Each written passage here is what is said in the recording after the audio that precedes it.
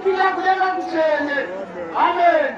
Saka taizimbwa dzeAfrica, saka takakuuya imbwa dzeAfrica kuti tinamate Mwari mupenyu.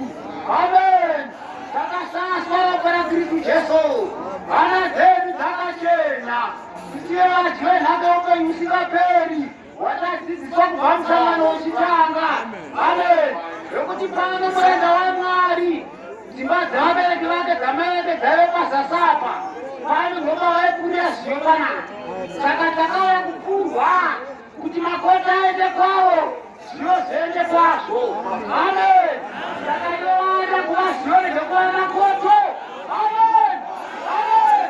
Zvokuti nguva yekupora yasvika, woti ndiritikama Jesu ozana.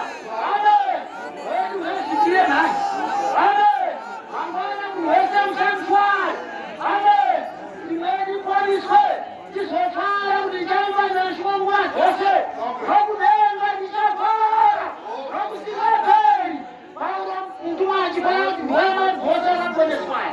Saka takunzwa chakagamuchira kunaShe, tobva tagara iri pasi, muverengere nogare pasi. Kutuma kwapomwe zvaAfrica. Amen. Chikamu chechipiri chitambo 9. Amen. Verse 23. Ending. Takagamuchira chero chacho mutemberi yake iri kudenga. Kudenga. Kwete panopanyika. Amen.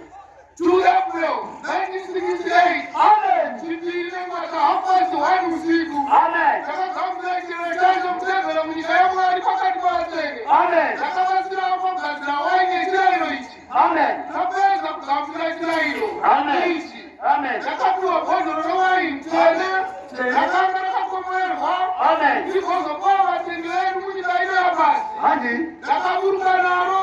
Amen. Tapedza kudaira mudenga. Amen. Saka Amen. chirayiro chacho chatinopa musangano rino Amen. chitsvene chinoera nokuti chakabva mudenga kuna Kristu Jesu Ishe wedu. Serina Garabas. Amen. Africa. Mutuma akatopuwa zibva kudenga, akatobatsira kugadzira chirayiro kudenga. Amen.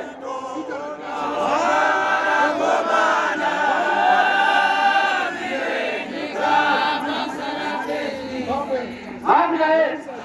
Mutuma pomwe zvaAfrica akatobatsira kugadzira chirayiro, achitoudza vatumwa vaibatsira navo kuti apa munenge mawanza chakati apa dhurewo apa. Mapedza achitoisira kuti andiwozi kugadzira chirayiro kudenga. Vapedza kubatsira kugadzira chirayiro, robva marayira pamwe chete nengirosi.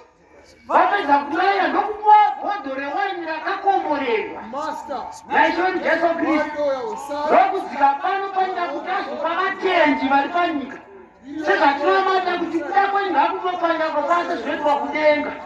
Mapedza tikati saka chirayiro chatinopa musangano rwaapostoli Africa atane mutsara iwoyo, nekuti chitsvene chinoera, nokuti chakabva kudenga. Amen.